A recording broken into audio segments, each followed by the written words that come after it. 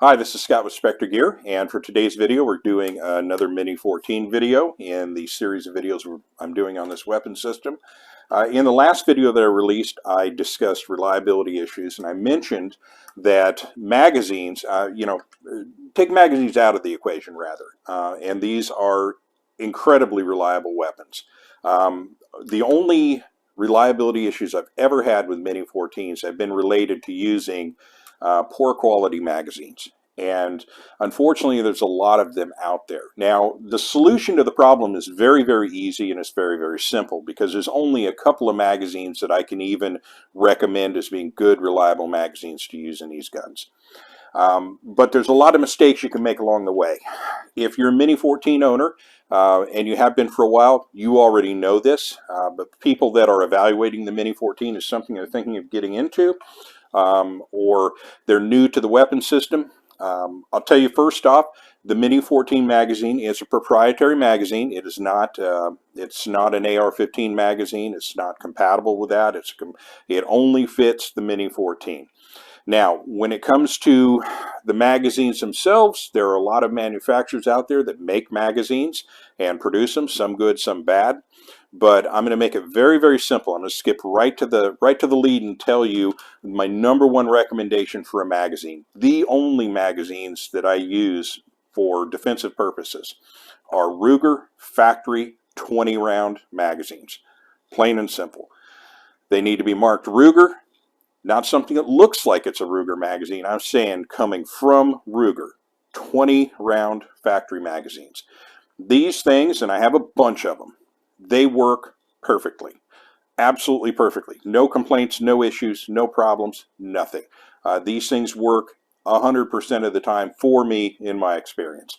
Now, of course, that could be subject to change, given that when you're executing reloads with this, you have a tendency on the reload to just, if you've seen the videos you've seen, I don't want to eject this across and hit a light, but one does not or should not, unless there are some exigent circumstances where you may retain a magazine. But if you're under fire and doing a reload, you want that magazine out of there, so you're going to toss it. So for a range environment, these things hitting the ground on the feed lips, you could damage the magazine and then it stops working. But I'm saying taking it out of the package, loading it with ammunition, loading it into the gun, and going to the range, you can pretty much assure yourself that these are going to work every single time. And that's Ruger 20-round factory magazines. Where you run into problems is when you buy magazines made by a third-party provider. I'll throw one name out there and everyone will go, oh, when I do, and that's ProMag. ProMag makes a magazine that looks like a Mini-14 magazine, but they don't work like a Mini-14 factory magazine. I've yet to encounter one single ProMag Mini-14 magazine that worked in all my experience, and I bought a bunch of them. They don't work. They just don't work. You may have one that works. If you do, fantastic. You're a lucky person. I have never encountered one that works. Now, having said that, I do use ProMag 10-round magazines. For some weird, odd reason, it could be just a simple fact that there's only 10 rounds involved and it's a straight box. It's really hard to mess this up. These actually work. So when it comes to the 10-round magazines, yeah, I use these. And in California, there are some circumstances and some areas you have to go where these are the order of the day. I don't like them, but thankfully, thanks to the Supreme Court of the United States and what's currently happening now, these things may become a thing of the past very soon. That's good news. Now, other magazines to consider, 30-rounders. What about Ruger factory 30-rounders?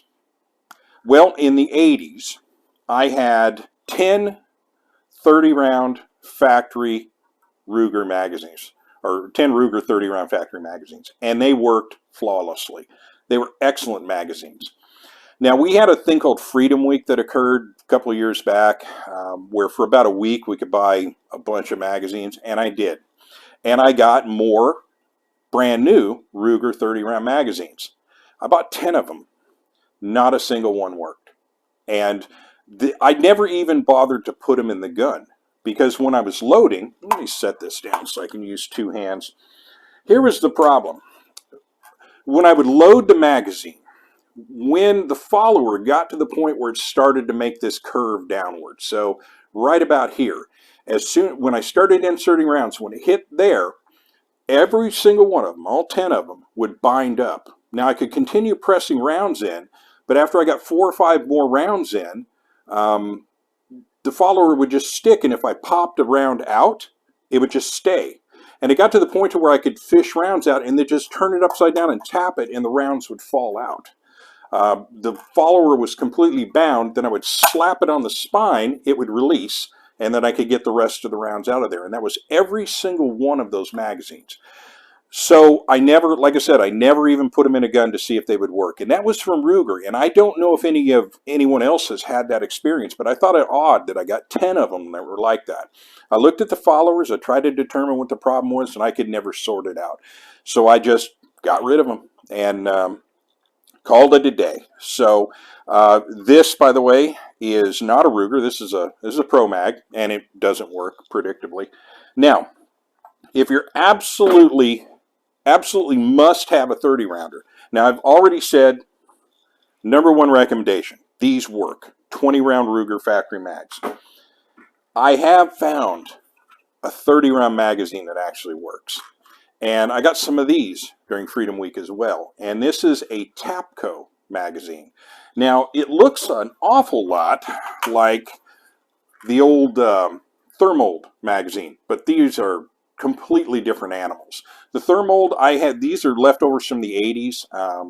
I've got probably 30 of these, and I use them as range mags, and they work, but they have a bad tendency of splitting down the spine and cracking open. So these are almost disposable. These are good range mags, but they're not good defensive mags. But the Pro Mag, now I got 2 of these. Where's the other one? There we go. So I got 2 of these, and I just wanted to try them out before I invested a lot of money. Now I will tell you this. If this Supreme Court decision works out and they end up invalidating the magazine ban in California, other than grabbing some more 20-round Ruger factories, I'm getting a whole bunch of these. These actually do work, surprisingly. They work actually pretty well, and there's a couple of different generations on this. I'm not too familiar with the differences between them. I understand there's a steel reinforcement on some of them. Now this one's steel reinforced, so these may actually be second generation. But there's a nice steel reinforcement point right at the point where this contacts the stud inside of the receiver, and then you rock the mag into place. But these have been dead reliable. They work quite well. Never had a malfunction with any of them. So I guess I can throw that in there. So as recommendations, these and these.